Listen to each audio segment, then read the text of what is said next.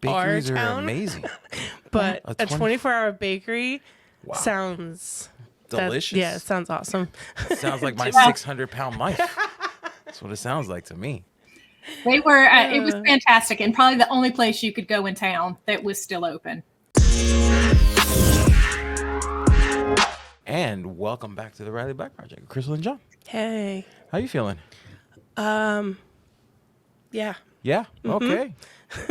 Just hanging in there, trying to weather the storm and get through what's likely bronchitis, because it always is. It always is.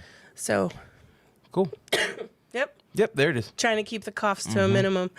All right. So today's episode is sponsored by Katie with Monarch Pine.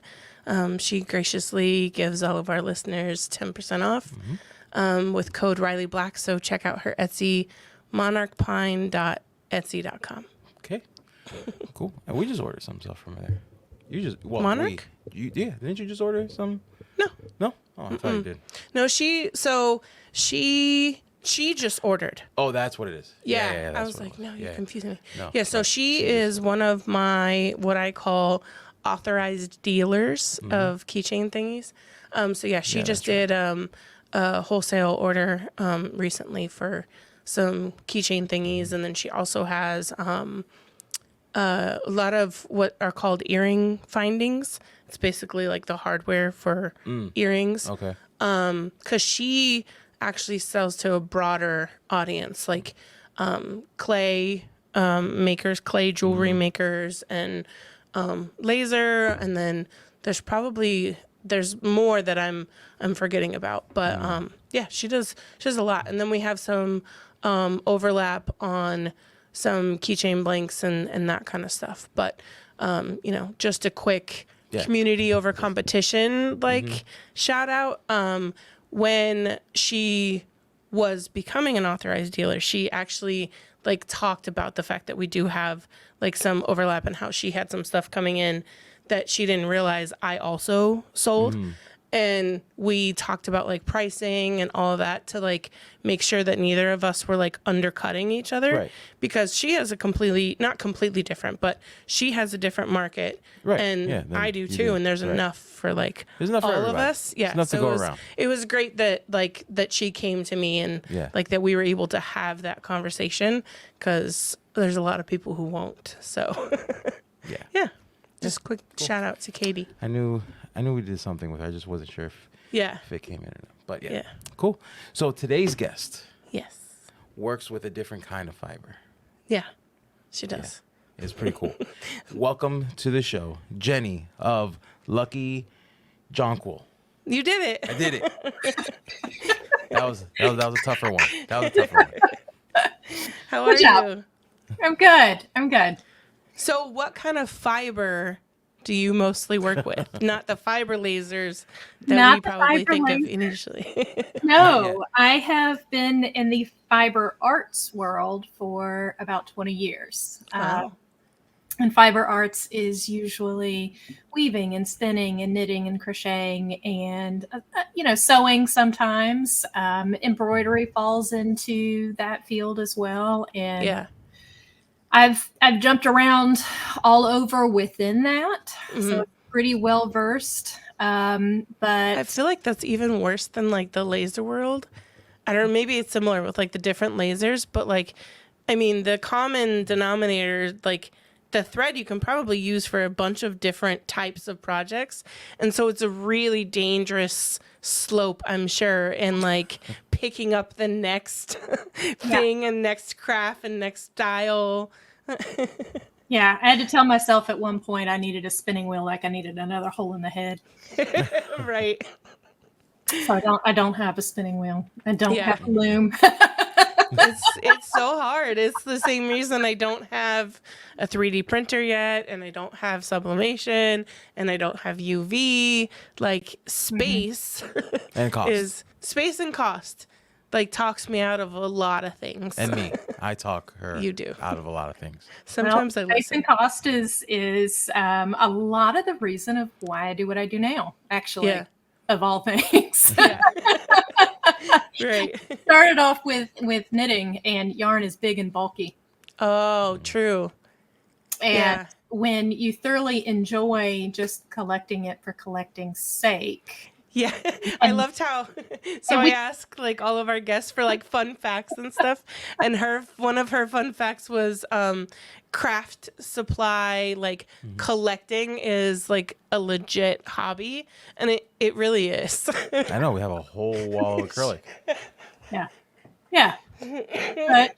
But you know, in the yarn world, a lot of times people will talk about pet skeins, meaning a particular piece of yarn that's wound up that maybe they purchased because they just like the looks of it or how it feels. Right. But they just leave it out. It's kind of like a pet rock. It's just decorative. You probably don't do anything with it. But then most people end up with a lot of pet skeins. Right. And then there's, you know, the vacation purchases. Like you have to go to the new yarn store and pick something up. Right. At any rate, I've got tubs and tubs and tubs of yarn, and I'm out of space, and I was not using them as fast as I was acquiring them.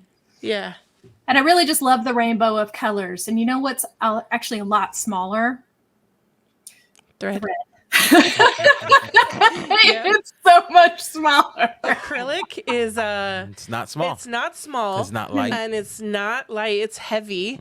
But it is pretty, and it gives me that rainbow happiness. You should get the smaller sheets. I really should, especially because I do work with smaller stuff. But then the smaller sheets drive my OCD crazy, because then it's like they don't fit well within all of my bigger sheets. Because then it's like, well, then where do I put the little ones? So we cut the big ones down. That's a lot of work. And get rid of them. No. That way you just have the small sheets. That's a terrible and then you idea. Only order small sheets from here on out. I hate that idea. I'm going to talk to all the suppliers. Thank you. I went from the little sheets to the big sheets. See? I'm going to talk to all the suppliers no. that we know. And be but like, that being said, I also don't want that negativity in their life either. Do not sell. I'll pay full sheet prices for smaller sheets. No, absolutely not. That is not girl math. That is terrible. That is guy math. That's terrible math. That way they keep the earnings and I keep the space. No. It's a win-win. Lose. Win-win, lose. So, tell me... Hold on. All right. I got it. What is your laser background? So at what point in your journey, and I go as far back as you want to, as far as like how you got into, fiber art, as you call it. And then, at what point did the laser come in and how you use that for your business?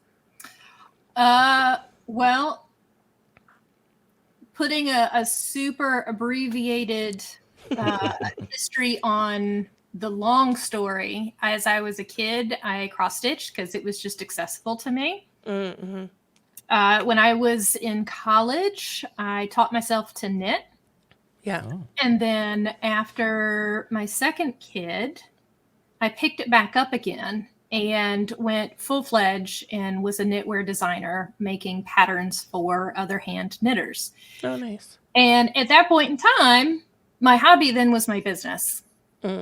And you know what happens with that. All of a sudden, you don't enjoy your hobby the same way, or you feel like you should be working all the time. And then you feel guilty for doing something for yourself. And so one of my other girlfriends, who was also a knitwear designer, she and I would get together and have regular stitch nights out at one of the 24-hour bakeries in town. And you have 24-hour bakeries? Oh man, Omele's is the best. That's dangerous. It is.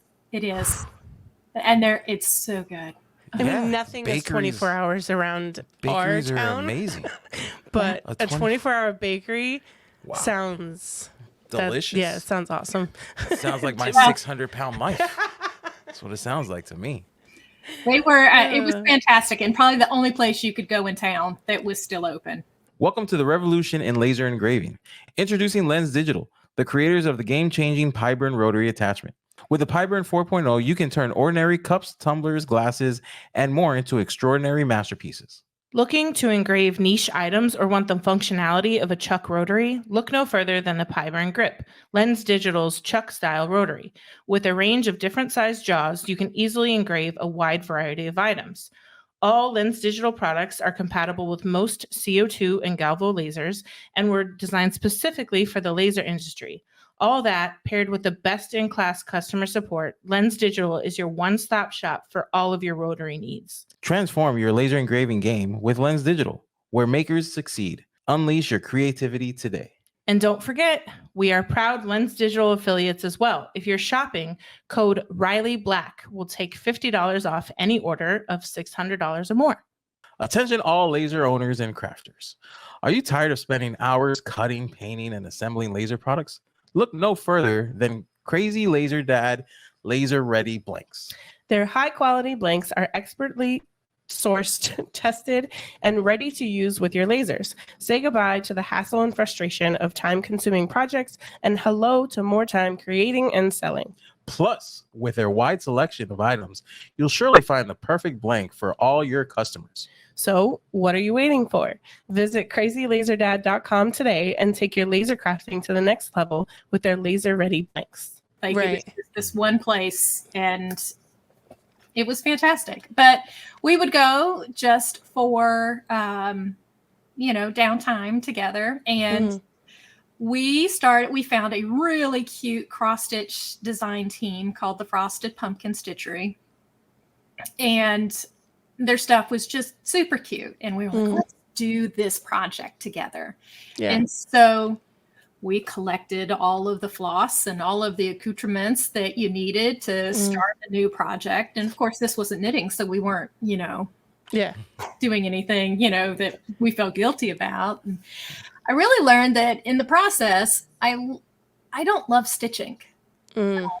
Cross stitch. I do it for a little while, then I mess up something, and then I'm just fed up with it. And then you're over it.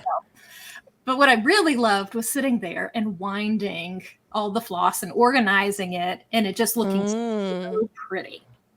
It's just really visually appealing to have everything all nice and tidy and organized, and you got a rainbow of colors, and usually a palette for a project, the colors all coordinate. So, for somebody who just loves color theory, it was pretty fantastic. Right. But I wasn't always happy with all of the supplies that were out there for cross stitch and embroidery, because in the knitting and crochet world, we were in the middle of a renaissance with amazing tools and really cool storage things, and everything was just really nice. So beginning of Instagram type time period. And so when you sat down, like if you were knitting, you could take some amazing photos of just really nice things. Yeah. But that was a lot harder to do with cross stitch, at least to me, with what I wanted. So I had all these ideas, but I didn't know how to make them happen until honestly about the time the pandemic hit, and then everybody was getting a glow forge, and I was like, wait a minute. I think I can make this happen. So, then I went back and taught myself how to vector design and purchased a couple of pre-made patterns for a laser, and purchased the smallest laser I could find, which was not the Glowforge, but the Flux BMO. Okay. So tiny little 30-watt guy. And that's where I started. Yeah. So I had two learning curves, one vector design, and the other one was how to navigate my way around a laser. Right. And then we went from there. So what was like the first few things that you made once you got your laser? Some really bad bobbins, because I really had to figure out what I was doing. Made some earrings. I had also done jewelry in the past, and so like that was in my wheelhouse, and still had findings for that. So made earrings for friends. And then one of the first patterns I purchased was an embroidery disc pattern by Bella Collective, something like that.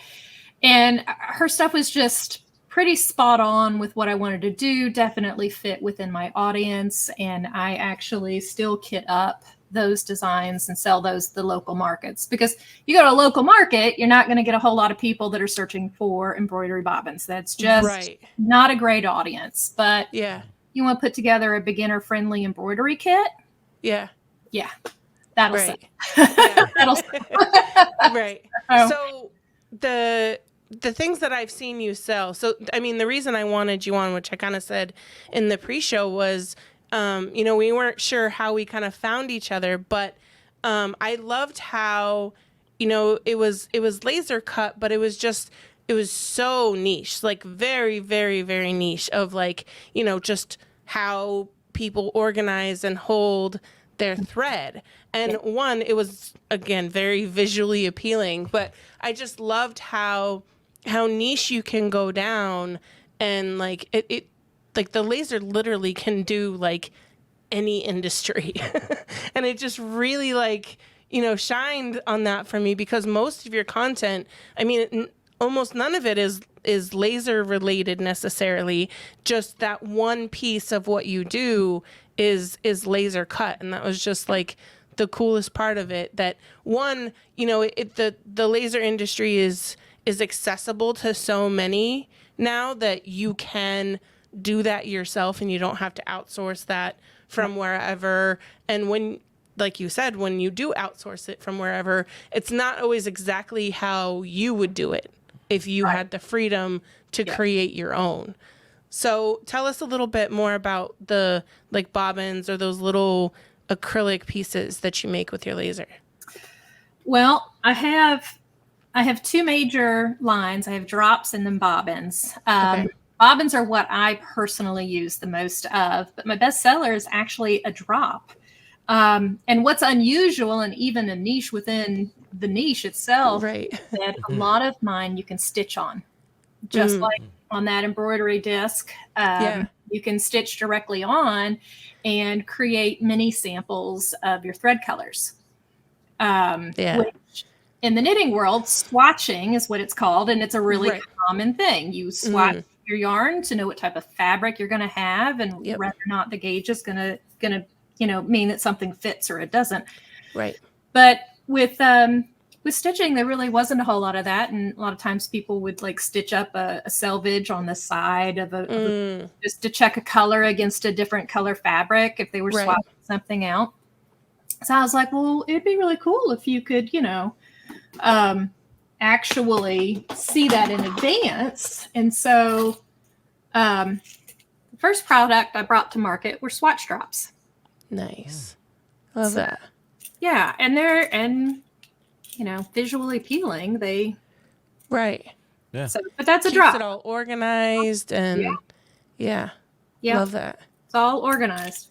But my favorite, my personal way, is I put things on bobbins for a bobbin box. Nice. And so that's a standard bobbin. Yeah. But then you can also stitch on bobbins. So I got swatch bobbins. And then it was just, once I started, I couldn't stop. And now I have like 15 Pringles. Different ways of doing things. And I even have what I call bobbin pegs, which are two interlocking pieces that you can wind around. That that's them right there. They're what I call better than clothespins. Embroidery artists sometimes really enjoy the aesthetic of wrapping it around a clothespin, except it all slides off one end or it gets caught on the wood or the metal spring. And I was like, no, there's got to be a better way for that. And so they're meant to be the same shape, same aesthetic, but without any of those problematic issues. And I think that was also the biggest push for me. Was it wasn't just aesthetics that pushed me into it. It was more of I wish this particular hole was larger so that it slid over, you know, the functionality of all better. Or like, you know, when you got a bobbin and the slot on the bottom that's supposed to hold the thread just lets the thread unravel. Right. Like, it was maddening to me.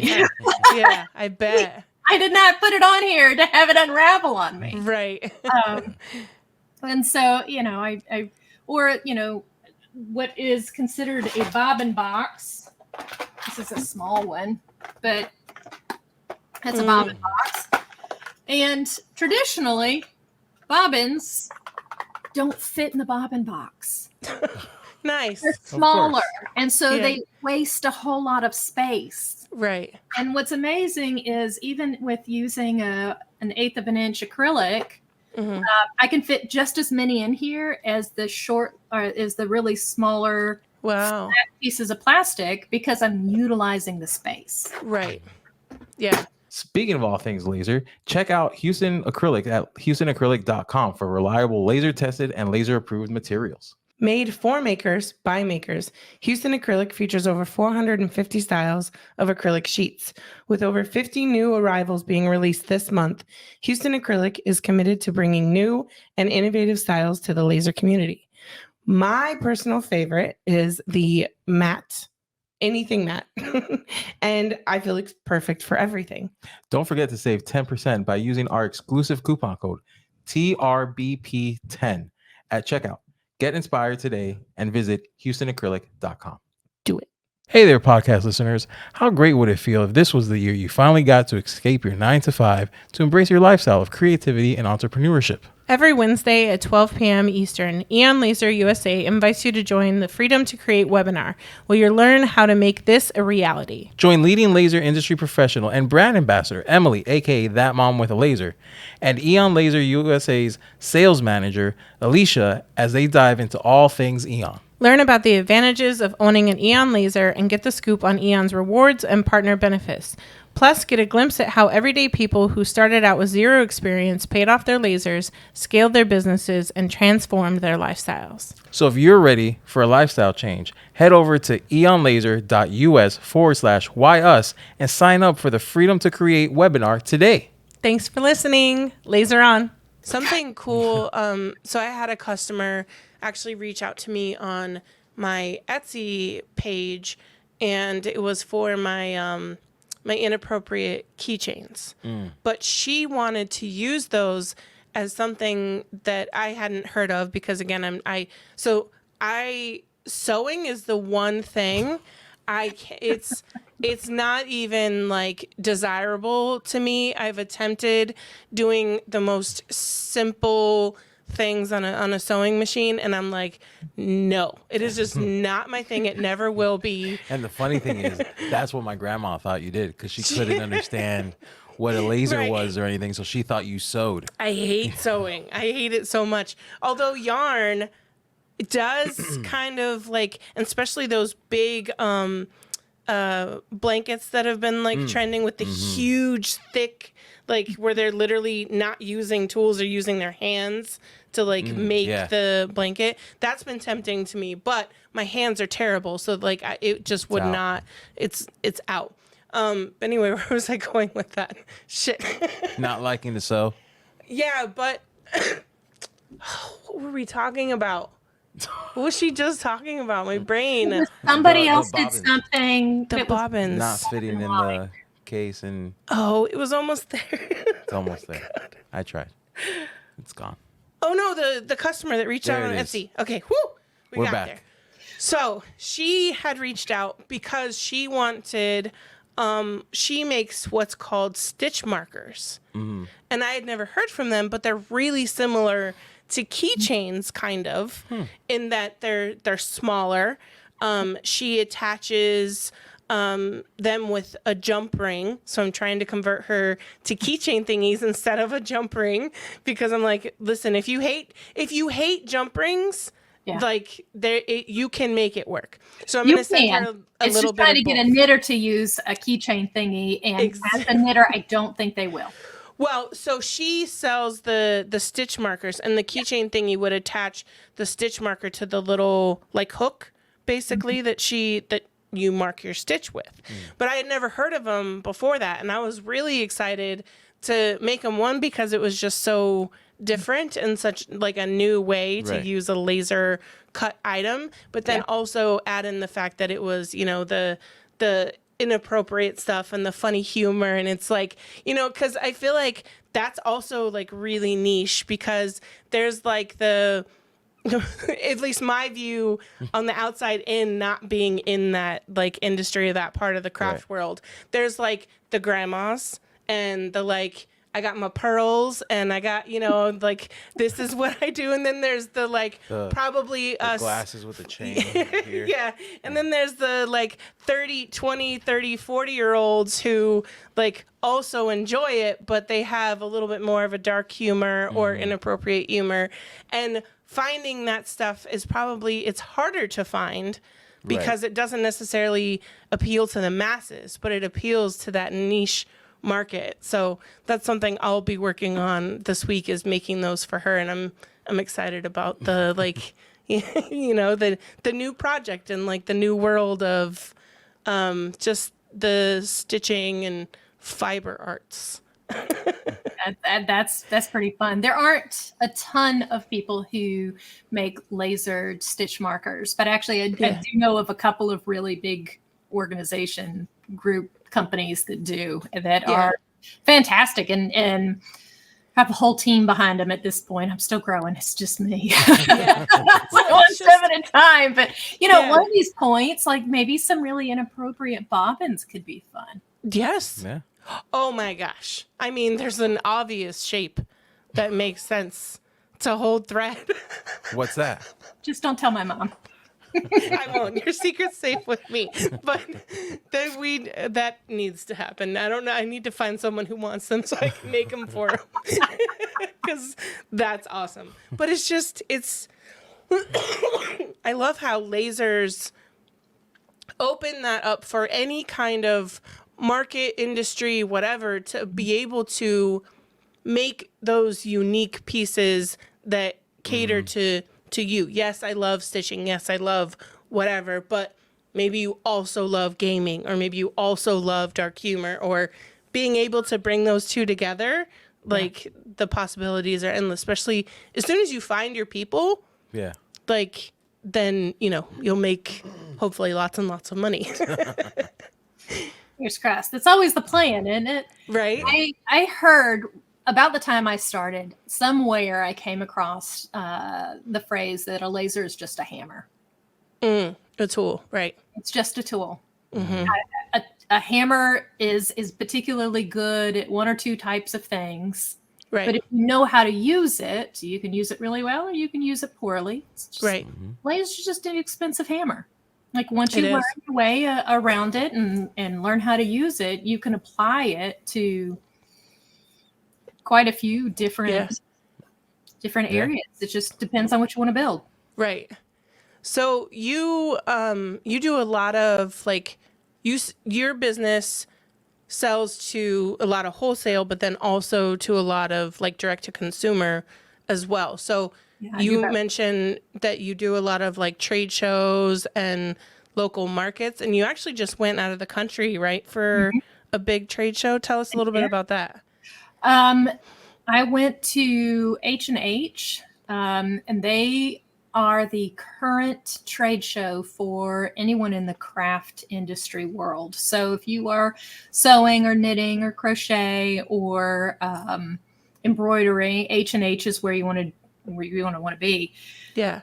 They started in Cologne, Germany, and after the pandemic, the organization that had been in the States kind of shut down because the trade show was its funding, and without being able to hold a trade show, there was kind of a vacuum. And so they supported H&H coming to America and starting the trade show here. So I went to both of those already this year. So I spent a week in Cologne, Germany in March, and then in May I turned right back around the beginning of this month and went to Chicago for the Americas version. Ton of fun. It's always really inspiring to see all the different things, and then the collaborative energies that happen at those shows, especially the Americas one for me.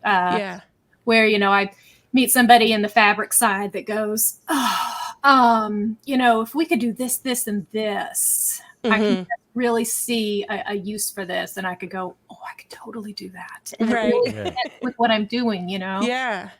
So, you know, there are all sorts of little things that end up being in the works. And as we already talked about, everything takes way longer than you anticipated ever will. But, it feeds a lot of the rest of the year, you know, aside from prepping from the holidays, it's definitely it's a fantastic place to be. So I do have retail shops that carry my bobbins and drops. Nice.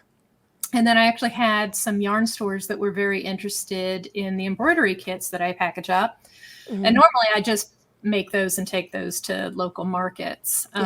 So the idea that I'd get those in the yarn stores would be fantastic. Yeah. You know, that slippery slope of you got one hobby and maybe you need another one. Yeah, of course. Well, and you kind of, I mean, I feel like you need all of them. You know, if you follow anyone who has a lot of money, they don't do one thing. Mm-hmm. There may be one thing that's like their bulk of their income, but they have a million different things.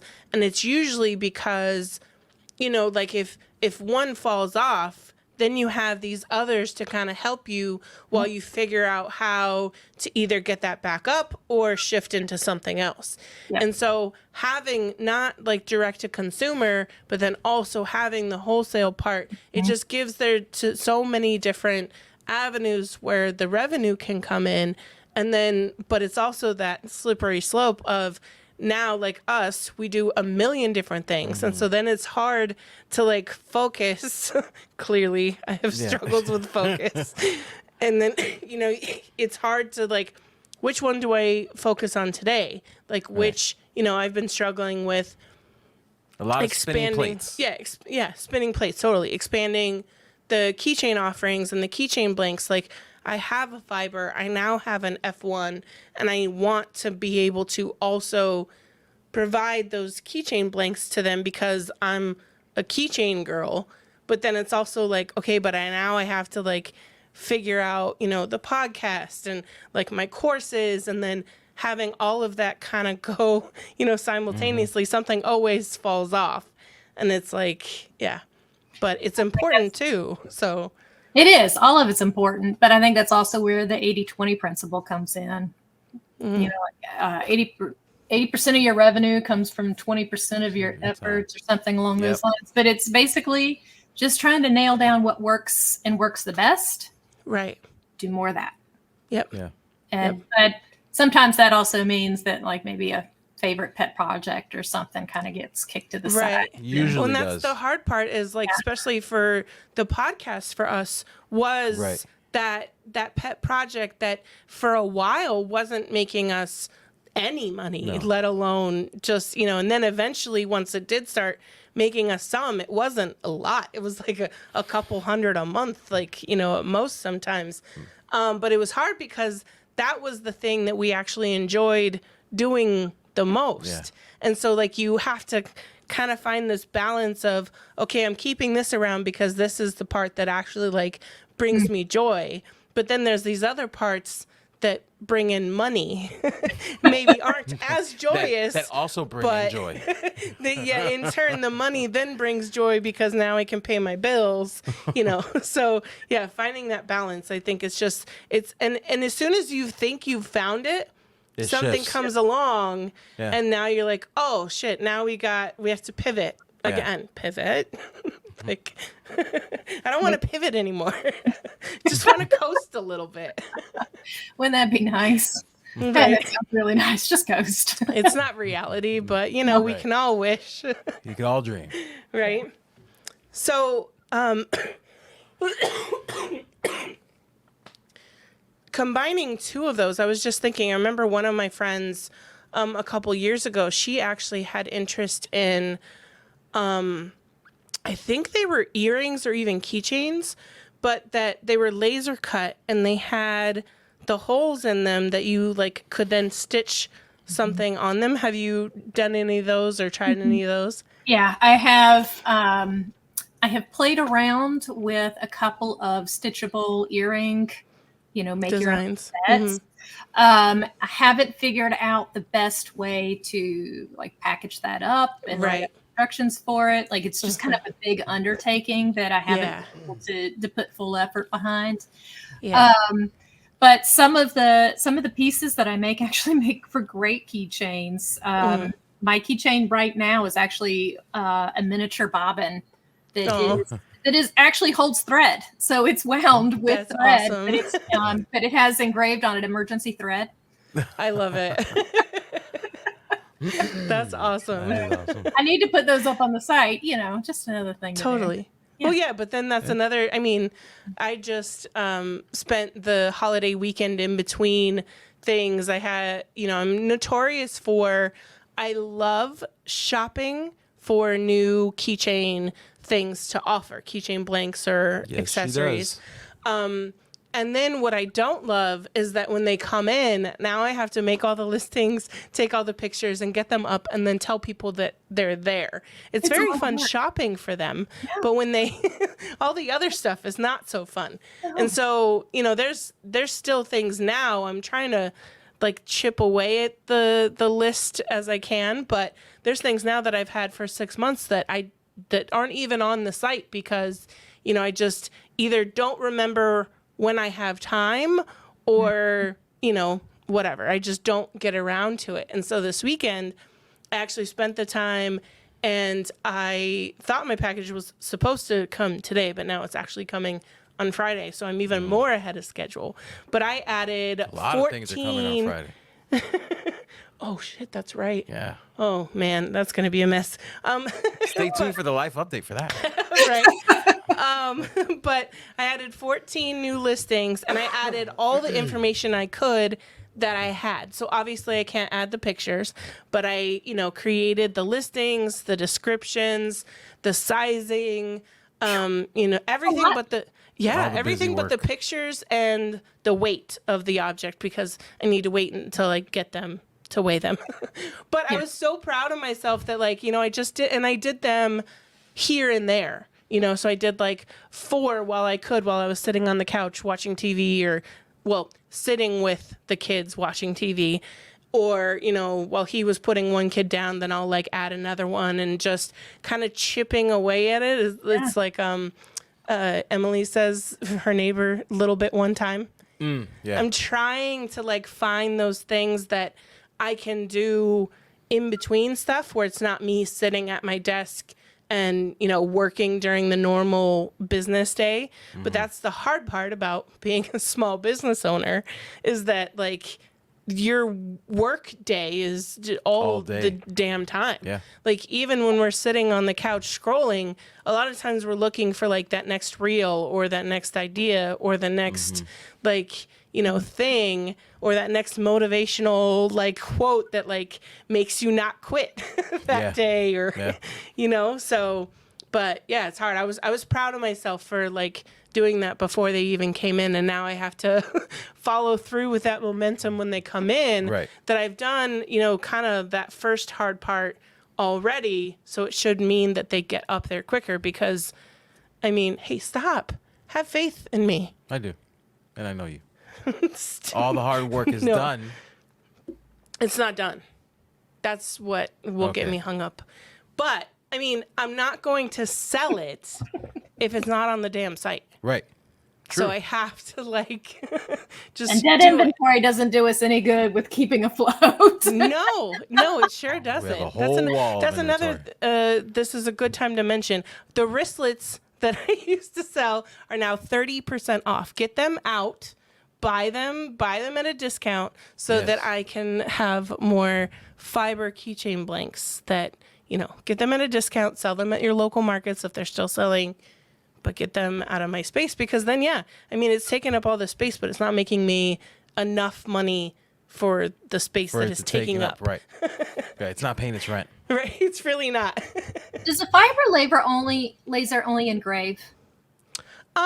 So it depends on your wattage, right? If the higher wattage fiber lasers can cut through metal, depending on the use and what you're doing with it, it may or may not always be like the right tool. So it's kind of like when people would get a Glowforge and they say, can it cut through like 1/2 inch?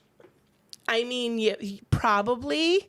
It can, but it's going to take you 3 passes or 4 passes. It's going to be a charred mess. So like it can do it, but may not necessarily be the right tool for the job always. Not the right hammer. Right. Got it. Exactly. Okay. But fibers can. So I actually saw a video that Liz did the other day, and she's exploring more with her. She's a 50-watt JPT, the same one we have, I'm pretty sure. We got it from the same guy, Pascal. And she actually just made like I don't know what the material was. I don't know if it was, I don't know what the metal was, but it was engraved and like the offset around it was cut on her fiber. And then she actually, the video I saw yesterday, she had cut like a heart in a penny. And she'd like, there's this little vise that she used that she also got from Pascal, and it like held the penny, and then she cut like a heart from it. So it can, and depending on what you're using it for, it definitely can be effective. But feel like the most common use for a fiber is to engrave on metal, because that's something you can't do on the CO2. You can mark it with spray, with marking spray, but you can't actually like engrave, you're basically just bonding that marking spray to the top. And it still can be great and effective as well. And then you can also engrave like the like black metal keychains that have that coating. You're you're not necessarily engraving it, you're just removing that coating in that area. And just like kind of like the tumblers. Yeah, that's what I was gonna say. With the powder coating, you're not really engraving metal, you're removing the coating that's on there. But that's mostly what the people use the fibers for, at least from what I've seen. But again, I mean, just like with the CO2s, the possibilities are endless. People use them for, engraving and stippling on guns and just so many other things. And then the F1, it's a diode and an IR, infrared, and it actually marks on metal, some metals as well. It just takes a little bit longer because it's a lower wattage. Yeah. So, but it's a great like entry into, if you want to do jewelry, fibers are great for that too, because, and I'm loving the fact that like the blanks are so much smaller. It doesn't take a lot of, it's kind of like the thread full circle with yarn. the thread versus yarn. Like yarn is great, but it takes up a lot of space, and the thread is just as pretty, but it doesn't take up as much space. So it's kind of like keychains and jewelry, and the fibers, our fiber laser, like it's what, a fifth of the size? Yeah, I was gonna say we could probably like, put 5 in the same footprint that the Mirror 9 is. Right. In. Yeah. Yeah, maybe even, and that's like, maybe even 6. We could line them up. Right. We literally could. Yeah, have a line of, that's not a bad idea. You have to get rid of the 9. I've already threatened to sell her. I love her, but what did she do? She threatened so violently. I love her, but she's large and in charge. Large Marge over there. Yeah, large Marge. Yeah, my BMO was itty bitty, and I called her Beatrice, but I did buy a Mira 9 last fall, and her name is Marlo, and she now lives in the garage because I have no way to even. So sorry, we'd have to get rid of the stove or something. I coughed through her name. What was her name? Marlo. Marlo. I love it. Yeah, I was just gonna actually ask, like, so did you go from the Flux BMO straight to the Mira 9? Yep. Wow. No, nice. And then I had to, and that was my third learning curve, was because the BMO has a dedicated software, just like the Glowforge does. Right. It's the Beam Studio. Did you ever have a Glowforge? No. Okay. No, never even used one or seen one in person, you know, in action. And then I jumped straight to teaching myself how to use Lightburn in the Mirror 9 and the big thing. And getting her with a complete adventure. Like she still lives on the pallet. Yeah. She's not even on a surface. She's on the pallet. But in order to move her around and be able to get to behind in the garage and everything, buy a pallet jack. If you buy a pallet jack, fun fact, it comes attached to its own practice pallet. it's a very, if you give a mouse a cookie type of scenario. Right. So Yeah. like this guy, rolls up with, the drop lift truck and to deliver my pallet jack. And I see a pallet jack in the truck and I'm like, really nice little pallet jack. And he wheels it into a pallet and he wheels it out. And I realize, no, my pallet jack is in pieces, metal strapped to its own pallet. Oh my gosh. And then I had to go to the store and buy clippers for Oh my god. the metal strapping. Oh, that's hilarious. That's great. Yeah, it was just like, where does it end? So yeah, it's got its own practice pallet. Nice. But the pallet just lives under the mirror, and so if I have to move her to get behind and Right. get into the guts or something, I can do that, and it's not a big deal. But Yeah. otherwise, she kind of stays just tucked fairly close to the wall. And Well, and then, so what else is in your garage? Because this, you told me when I complimented how wonderful and visually appealing it is, you let me know it's your dining room, which is many of us that it takes over the house. It does. So it does. At some point, I would love to get it out of the house, but no, we've got 5 people in a 3-bedroom, small little place, and so yeah, this is the dining room, and this is mostly there's some packaging prep work stuff, but a lot of it is thread stock because I sell thread as well as the laser cut pieces because they kind of go together. Why not? Totally. You want some thread? I have thread. Right. I have storage for it. Right. But in my garage, it is now the laser setup. I finally just moved the BMO out of the living room where she's living. Nice. And she's now in the garage as well. But yeah, it's the BMO's out there. The Mira is out there. I did get the fume extractor. So that lives out there as well. Yeah. And it's, multiple tables with acrylic storage, and I use the soap method, and so I have a whole table that's kind of set up for soaping. Yeah. Nice. The soaping table. It's the soaping table, it is. Yeah. And then it's all the market booth stuff, chairs and tables and the umbrella and weights and the 10 by 10 tent and so much. A practice pallet. Yeah. Yeah, because you need those. I mean, at some point, what if I need a pallet? Right? That's the one thing that they intentionally leave out of their marketing. All of the laser companies, I'd say, mostly Glowforge, but definitely they all kind of do it, is the fact that they'll show these work areas and how you can literally do it anywhere. And it's you can, but then where are you going to store all of the things that come with it? So your fire extinguisher, all of the the tools you need and the materials you need and the adhesive you need, and if you do markets and just merch is something that I'm only doing by pre-order, and I'm ordering a couple extra of you sizes, and that's it, because even merch, I don't have anywhere to put all this stuff.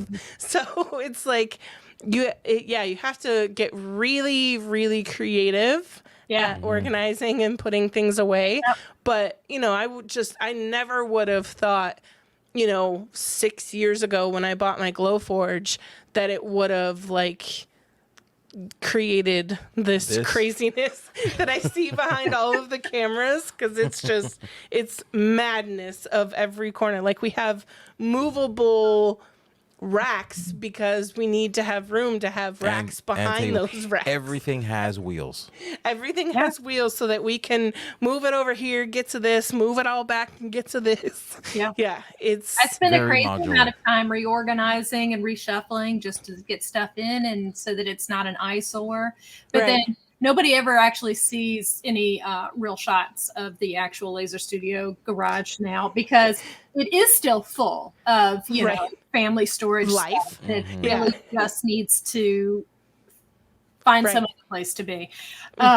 but it's also really dark out there, and it's just Yeah. not visually appealing. Not- It is yeah. not pretty like the bobbin box. Right. For sure.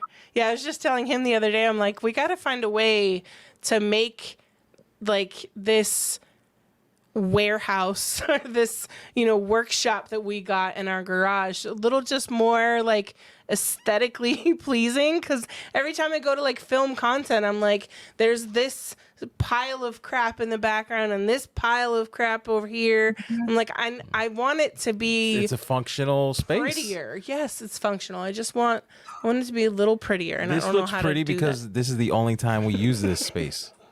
And even It's then, true. Even then we have to even clear then we'll have to this clear whole the table table off because there's like every boxes time. and stuff on top. So Yep. like the only reason this is because it does have to, like, cameras are pointed at it. Right. Everything else, I mean, we work, the X toolbox is still there with all of its foam and everything. And we have a box here, which I can only assume has acrylic in it because does. of the size. Yeah, because of the shape. It's not open. It hasn't been open. No. So who knows what's in there? I bet you she doesn't even know what's in there because she ordered it so long ago. And there's a few more boxes over there that are the same shape, still have tape on them. Okay, but in my defense, In her defense, I'm not even. You don't have to. I'm just saying what. I'm just pointing I out what we need have. your help Always. with the new. Always. This is That's true. always. But I in need your my help defense. with I need your help. the new organization system Yes. that we're going to do with the acrylic, so that I can put all of those away more easily. And then we got stuff in preparation for the next level. The bags and stuff. And God, prepping for that conference. so yeah. I mean, it's a working. Yeah, it's hard to like shoot content that way because it's all a mess Right. because we're working in it. Yeah. So I Well, get then jealous it's- when I see makers and shops that have a warehouse space So that jealous. they can just film Yeah. content in, and it's obviously a working space, Right. but it's, it's lit and But it's not and pretty. Yeah. just their warehouse space. Like it's Right. not Right. trying to be 15 different things. It's not Mhm. shoehorned in Right. somewhere. Well, yeah, because ours is my office, the now 3 lasers, your office, inventory, podcast studio, and then Catch-all. shipping and Yeah. acrylic. Like it's 14 different things. It's not just one Right. kind of space. It's Yeah. all of the spaces, because we did want to keep it mostly out of the house. Now I do a lot of my packaging in the house because that I can do while watching TV and not take away from like the working hours in here that I really need to be on my computer. But it's hard because then it still tends to migrate out there, but then it can easily come Well, and then back. it's also hard because there's no in here. There's with all of this stuff that we have going on, it's hard to package it. Right. Anyway, even if we did want to do, I mean, Yeah. we would have to We'd have to basically do it do it right here. Yeah. You know what I mean? So Right. yeah, it's just Which just isn't a finding bad idea. Finding creative ways to do it here. Yeah. Yeah, but then we have to Yeah. clean it off every time. Every time, yeah. Well, and then there's the photography, my replica studio. There's everything. We have Replica everything. surfaces, like movable, again, everything on wheels, so that I can take pictures, but then also put it away when I'm not taking pictures. And then we have a picture wall that we haven't finished. The picture wall, we hit a snag with the light switch. The light switch ruined my 3D panels that I was going to put on the wall. So basically a wall like this that would serve as a generic backdrop for her product pictures. Yeah. Right outside the door, but then there's a light switch right there. So if you cut the hole out for said light switch, since it's 3D, you can See in the wall. Yeah. And like trying to get the cutout exactly where it needs to be. Yeah. So It's a project. yeah, I wanted to try and take one down and see if I can abandon ship and find a different wall that doesn't have any outlets or light switches. But yeah, so that's the ADHD part of crafting is, I have this brilliant idea. I'm going to go work on that instead of like maybe organizing the garage, that as soon as you get it organized, then you get something else and it completely ruins it. Then you get a box, and then that's it. It only takes one One box. That's all it takes. Because, really because is. it almost like attracts other boxes It does. because you put the one box on there and they're like, okay, I'm gonna open that, but first let me work on this. And then you turn around and there's 15 boxes on that table. Like, wait, that table just had one box on it. Where That did all the table other? was clear. Yeah, it was clear. And then we were able to fold it up and put it away when we weren't using it. And then we opened it up, put one box on it, and then it called its friends and had a party on the table. And now all the boxes. See, are on that's the table. what happens at my house. Like if I clean the garage area, boxes end up coming into the house. You know, they flee the scene, and they then start having a party up and down the hallway. Yep. And when somebody in the house complains that there are boxes in the hallway that need to find another home, they all go skittering right back to the garage where Right. Mm-hmm. Yep. Yeah. Yeah. Same problems. So what are your like goals for the year? Like, you know, you've already had some big trade shows. Have you kind of like already hit those goals because those big shows are behind you, or like what's in store for you? I mean, as far as trade shows, I'm still getting my name out there within the industry. So shops are aware of me now. I have a few collaborations that are in the works. Nice. So if I can get those really nailed down and in regular production by the end of the year, that would be huge. And I think my own personal big goal at this point is right now all the embroidery kits that I sell are all those pre-purchased patterns. I'm definitely at a skill level where I could create my own. Nice. But it's, you know, coming up with your own design. And so thinking through what I want to do and making my own. Yeah. Where it's not something that I've purchased from someone else, but one that is, you know, 100% my own design. Yeah. I'd really love to do something like that before the end of the year, at least one. And then, you know, go a little bit more down the road with those. So yeah, it's kind of scattered. Yeah. Always. Yeah. I think all of us creative people are always, you have a million ideas and then you have to then like figure out, like prioritize them and like which ones win right now, which ones are the ones I can't stop thinking about. Okay, those are the ones that I have to focus on first. And then ultimately you'll come up with more before you even get to the other ones. Yep. That very much, very much that. Yeah. Yeah, you'll get, you know, 75% finished, 80% finished, almost done. Yep. And then something else that's like, oh, shiny. Yeah. Let me go do that now. Right. Like, well, that's almost done. So, yeah. Time to move on. Let me not see it completed. I'm not going to finish it. It's I'm going to go to this there. other, Yeah, then I'm going to finish that. And then I'll just finish everything together and be like, boom. Never. No, it's just happen. Always just. That's got to be like the hardest part of doing all of this for me. It's not the learning something new. It's not the, you know, making a new piece. It's legitimately seeing it through to 100% completion and doing it justice and not just like, no, it's done. Yeah, we're working diligently through all the beginning steps, getting something really nicely done, and then when it comes to listing it, absolutely going F. That's good enough. Right. Yep. Yeah. Yeah, because you just, there's so much effort and energy that goes through getting all of those steps towards the end. Kind of once you finish it, your body is now hit burnout, and now you're just like, what? Okay, yay, it's done. Where's the next shiny thing that brings me joy again? Right. Yeah, and keeping the joy like towards the end, so that when I'm really ready to promote it because it's done, I'm no longer excited about it. Right. And so that comes across in what you're doing. Like, oh, here it is.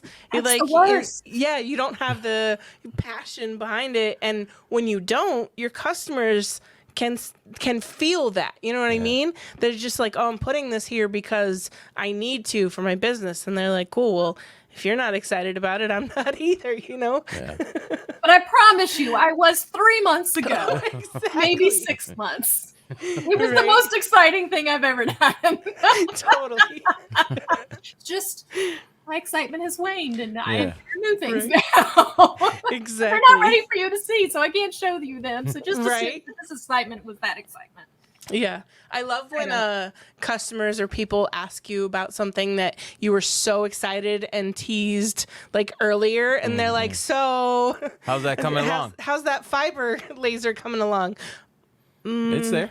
It's focused. Here. It's plugged in. It's vented. That's about it. Yeah. There you go.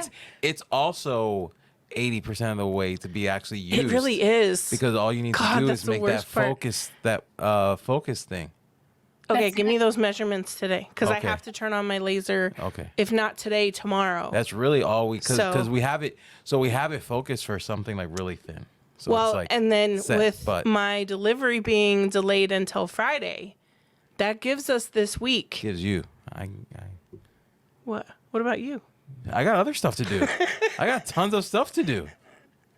Okay, but you just have to give me those measurements, Okay. and then we can I get got that it. going. Measurement. Like, let's go do this with the laser. He's like, you mean you? Yeah. What do you mean? Fine. I guess I'll do it myself. Yeah. So where can people find Find you? Well, if you are just looking for my socials, I am on Instagram and Facebook at Lucky Jonquil, Jonquil. It's a type of daffodil, We learned that in the pre-show. which makes sense when you see my logo. Yes, She's a happy yes. little daffodil that Nice. has one petal replaced with a leaf from a lucky clover. Nice. And then online, it's luckyjonquil.com. Cool. Perfect. Well, it was a Perfect. great conversation with you. Yes. Thanks for spending an hour with us. Thank you. I had And yeah. And you guys stick around for our life update coming up next. And we are back with the life update. Mm-hmm. And boy, is there an update? Because I don't know how I got through the podcast. Well, I know because I'm sitting down, but Yeah. my hamstrings are shot. And why is this all loose? But my hamstrings are shot because I did a dry pour slab outside in the backyard and got in way over my head. Yeah.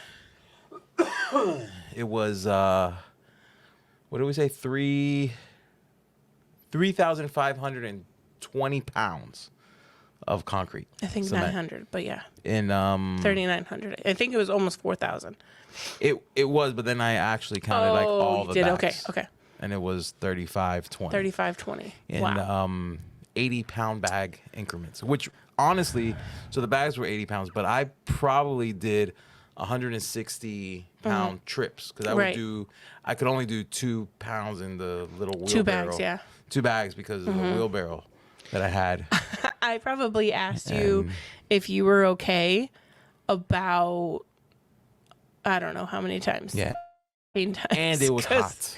It was so hot. Outside. I was not only worried about him, I was worried about Piggy because Yeah. Piggy was She was, like, having panting a and hard. yeah. She was there having a hard time out there. I was like trying to like you sprayed it down and then I sprayed it down and then I brought her like 3 pitchers of water. Like she doesn't really drink water.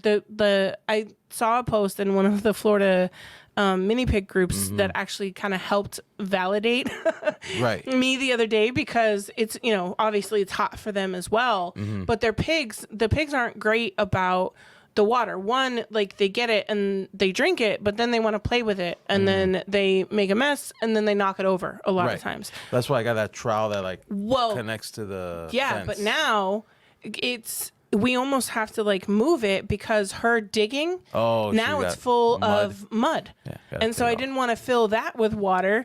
It was like, well, now I had to clean that out, but I really want to get you water. So I used her food pan Right. to like fill that with water. And even then she kept like kind of going back and forth from digging to try and find like cool soil Yeah. and then was getting that all dirty. But they're not great about like keeping yeah. clean drinking water around because they They're they pigs. mess with it. Yeah.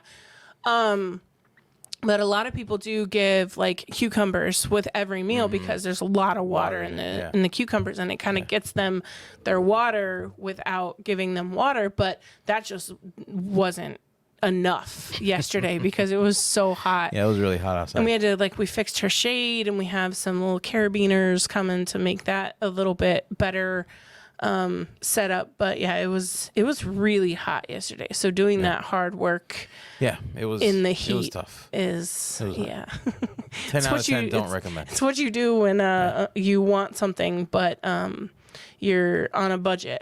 Yep. So Yep. And it seemed fine on YouTube, of course, but they also weren't doing the size that I was doing. So that I did in the heat that you were doing. heat, right? And So, but the first half is done. It's done. It's completed. It's that's curing. the good part. Yeah, and then on to the next part, the next half. Yeah. So- Which he's gonna hire some Yes. day laborers. I just need them to bring the bags from the front to the back. Right.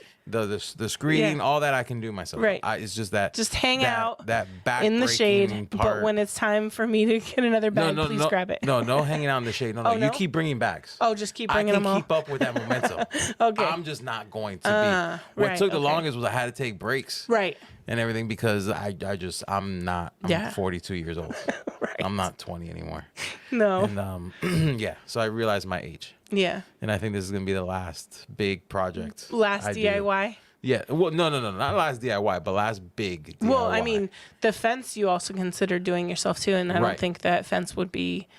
I don't think it would still be up. No, it would be up. Yeah. Yeah, I wouldn't be up, but the fence would be up. Right. But also the fence, I was gonna Have help. I was gonna have my brother come Yeah. and help me too. But and the Yeah. fence is a lot different True. than the cement. Right.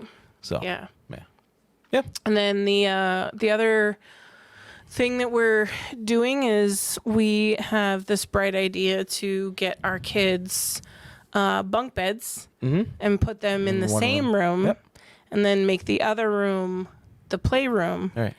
And the hollering and the So they can screaming, do all and that in there. they can just go to the playroom. And I mean, they both kind of don't really love sleeping by themselves.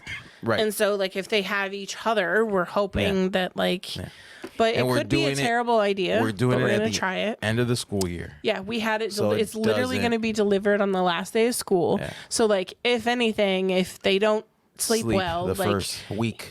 right, we could keep him home if we really needed Right. to, or he can go to summer camp later Right, or right, yeah. whatever. But It's not school. It doesn't impact his learning. right. So pray for us though, because Friday night might be Might be. interesting. Yeah. I'm hoping to be pleasantly surprised. But yeah, so we have to Stick around clear to out. next week's podcast where we tell you. Next week's life update where we tell you how that went. Yeah, right. By then it'll be 3 days later. So Yeah. we'll have a fresh update on how this brilliant idea of bunk beds is going with a almost 3-year-old and almost 7-year-old. Yeah. Anxiety me. I'm terrified of the 3-year-old hurting himself on the bunk bed and all of that. So Yeah. yeah, But we're getting side steps, not the ladder. we did. So there's that level. And of he's going to safety. be in a little tent. Maybe. We're going to try. We're going to see if that tent fits under there. Yeah, we're going to make it fit. But yeah, so that's what we're working on. And then New merch. Yes, the new merch. So we Southern Teas is now who we're using for our merch. They're literally 6 to 8 minutes down the street. Yep. Wonderful, family company. The daughter actually, her and her husband, I believe, are the ones who own the t-shirt company. But then the mom, who we usually mostly work with, and then also the grandma, they all work there and help out, and they're just really amazing and awesome people. So that's just an extra bonus. But John did a promo for them.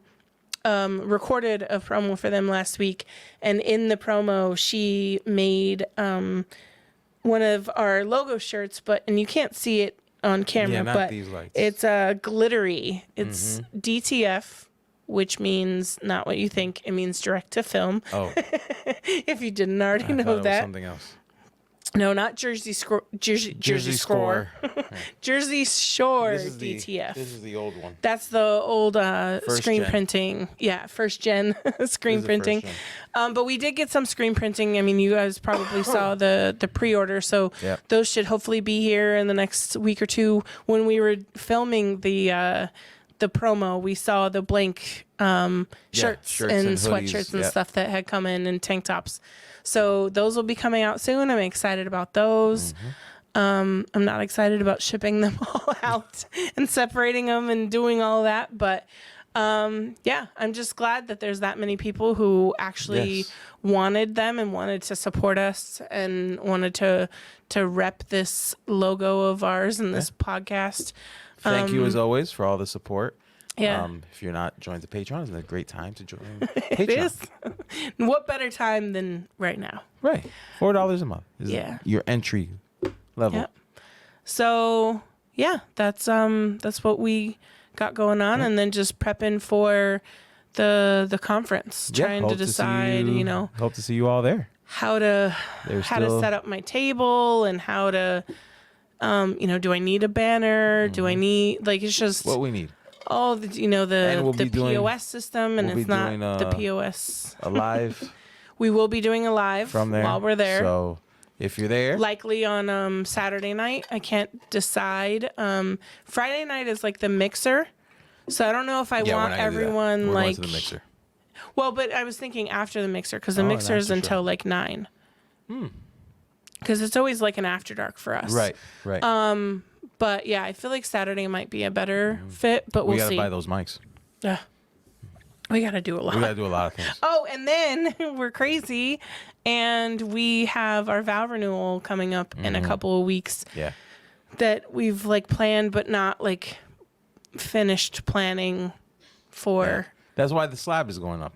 Partially, yeah, and that's why it's more like we got to do it now because we want it there for that party Yeah. and all the parties that follow. I looked at it, I think this morning or last night, I'm not sure, but I like pictured like sitting on it, and I am excited about sitting on it. Okay. In the chair. Yes. Not on the. Not Not on the slab. cement. Yeah, in a nice like glider chair. Oh, she wants a glider now. I do want a glider chair. Okay. Yeah. All Because right. I want to swing, move, rock. Swing, move, and rock. I just want a hammock. You want a hammock? Yeah. I do not have the flexibility No, you or don't. coordination Nope. for a hammock. They always look so nice. Yeah, they look comfortable. But yeah, I mean, you could get they have those ones that have like the nice stand. Yeah, that's what I mean. Yeah, with Yeah. a stand. Yeah, that's what I'm gonna get. All right. Maybe we'll see. Stay tuned to see if I get the hammock. See if we survive. Yeah. All of the above. And with that, it's been another great episode of the Riley Black Project. Crystal and John. Bye. Maybe we're all done.